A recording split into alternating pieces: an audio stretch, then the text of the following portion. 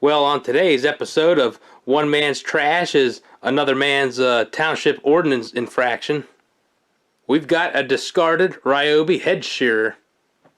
Now, like I've said before, buying lawn maintenance equipment is against my ethics.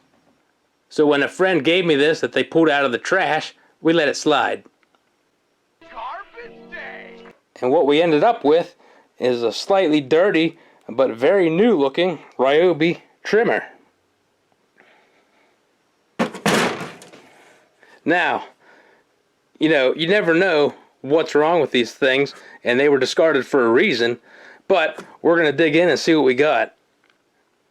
But before that, it just kind of boggles my mind at the stuff that gets thrown out. I mean, this piece of equipment, it just didn't fall together. I mean, there was a lot of work and resources that went into making this. And since, we've got such access to cheap, products like this, when it quits working or something doesn't fire right off on it, it gets thrown in the trash without a second thought. I mean, it's definitely got some use on it. It's not brand new. But you pull the cord, it rolls over and it's got some compression. I mean, according to the date, looks like a 2009 model. Heck, that's pretty much newer than anything I own. Now, we don't know if there's some catastrophic failure down in the gear case here that, would basically render it useless, but, odds are it's usually something simple in the carb or, fouled plug, something along those lines. I mean, in other cultures and other places, when you've got a piece of equipment that you've had to spend money on like this, it's not so easy to just throw away. I mean, it was an investment, and you're going to try and save that investment, as much as you can. So maybe some superficial plastic pieces are broken off, or you have to steal a recoil or something off of another piece of equipment to make it work, but, you're going to try and keep this thing going as long as it can. So that's one of the reasons why I enjoy, fixing stuff up that you get out of the trash. I mean, number one, it's free. And number two, you're literally saving something that was going to go to the dump and bringing it back to life. I mean, you get a second chance to prove somebody wrong that they were throwing this out, basically saying it was worthless. And with a little bit of elbow grease, maybe a couple of parts, you can bring it back to almost top form. And it's also disappointing, too, when you see something like this that was discarded. It's not like it was taken apart, and it was all ripped apart, and somebody was trying to fix it, I mean, you got to give somebody credit that they were at least trying to fix it if that was the case. But most of the time, the stuff's never even had a screwdriver taken to it, never even been looked at, and that was it. It was just discarded without a second thought. When really, discarded pieces of equipment like this that are already deemed worthless and have no value, those are the perfect candidates to learn on and try and experiment and, hone your skills on trying to fix things. Because when you bring something back like this from the dead, you don't look at it at the same as, oh, I just went out to the store and bought that and yeah, it's supposed to work, You have a little bit of time invested in it. You got some of yourself into it. So when you get it running, every time you use it, you think about it. Hey, I fixed that. I got it running. This thing was going to be junk, but no, not any longer. It's still going. Well, enough yakking. Let's start hacking. I noticed that the handle's pretty loose here, but upon further inspection, it looks like this is an adjustable swivel system here. So we've got that going for us, which is nice.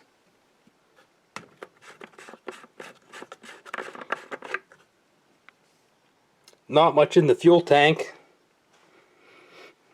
Gas is pretty old at what was in there, but what do you expect?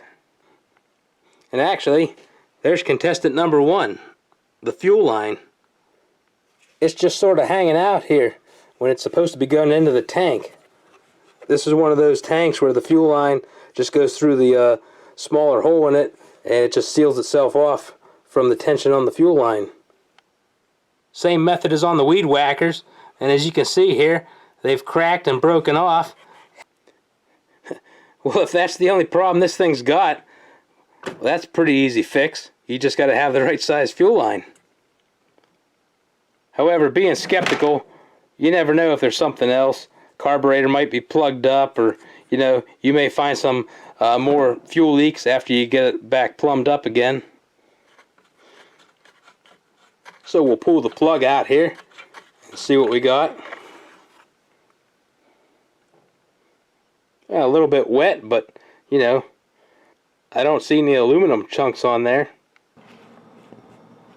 Well, we'll give it the old sparkaroo test. Oh yeah. Even the primer bulb, that's in pretty good shape still. Oftentimes with the ethanol fuel, these will crack and get brittle. Now you can buy them pretty cheap online. Heck, you can get them in bulk packs of these. So, don't let that stop you from fixing something. Another common point of, restriction and engine failure to run is a carboned up screen that you have as your spark arrestor in the muffler. Over time, those can plug up and keep your engine from running. Although a lot of the running issues on the late model stuff is actually because they have the carburetor jetted so lean from the factory that they hardly run. Now this is for emissions purposes. The leaner you run this thing, the less emissions it's going to have as a two-stroke. But the worse it is for the engine, longevity, lubrication, all that suffers for the name of emissions. Often you'll see on the ID tags, a rated hours of compliance for the EPA or whatever, and it might only be 100 hours or so. So that's all that they're really aiming for, to have this engine last to meet those requirements. So if you run the carburetor excessively lean, yeah, it might get you through the emissions test, but at the life expectancy of the rest of the engine. So usually whenever I get a new chainsaw in the shop or whatever, you end up having to go into the high and low speed screws, and usually you turn them out to increase the fuel supply for the low or the high, and you have to retune the carburetor to actually get the engine to run correctly. Now oftentimes that requires breaking some plastic caps or aluminum caps or whatever to get in here to these screws so that you can actually adjust them. Now this one, we're kind of lucky. They have a special type of screw that requires a special wrench here. They call this one a Pac-Man style, and it's able to get in there and adjust these screws. So once we get this thing running, we'll give her a thorough tuning, because we're always more interested in speed and performance rather than EPA compliance. Now we'll try and keep track of the order that you got here for these two fuel lines. One's the pickup and one's the return. If you mix them up and you don't have the return line all the way submerged in the fuel, you'll have trouble picking it up and getting it to the carb. So after some excavating with the claw machine, we got the old bits of fuel line out and the fuel filter, which we're going to reuse the fuel filter because why buy new parts for this if we don't have to?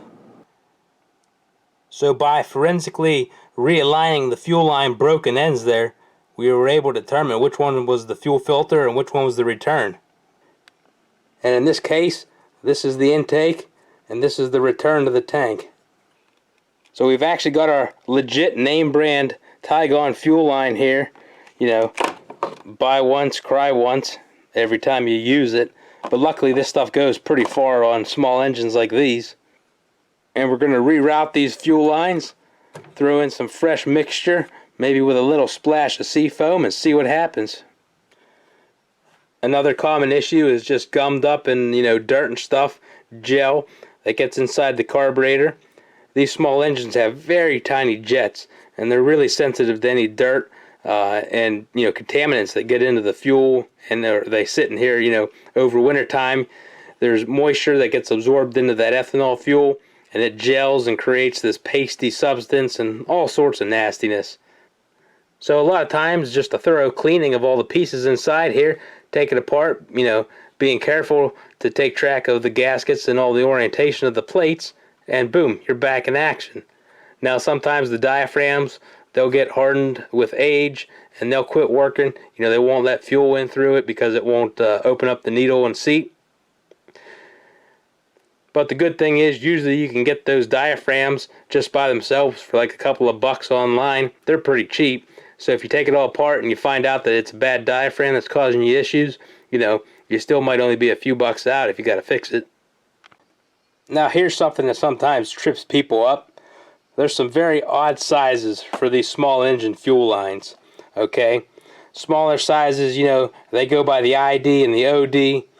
Again, you end up having a, you know, specified ID with a nominal size OD like this, 3/16. And then the next common size up from this I found is 1/8 inch nominal fuel line, which is 1/8 inch ID, and I'm not sure what the OD is, but it's one size bigger, you know, than this stuff. And that's the key to using that fuel line that seals in the holes that go through the fuel tank. If you don't have a big enough fuel line, you know, or small enough to fit through it, it'll never seal right, and you'll have a fuel leak there. So there we go.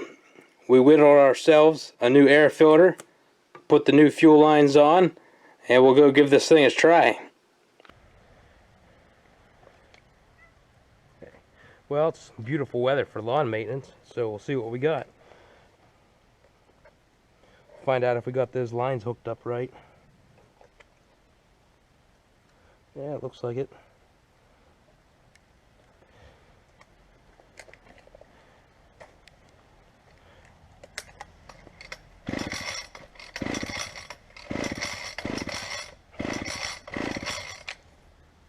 Yeah, choke might help.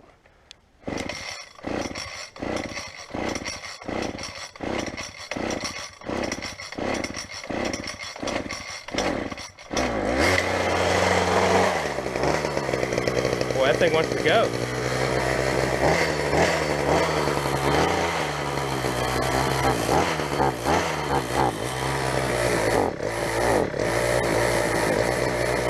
Let it warm up a little bit.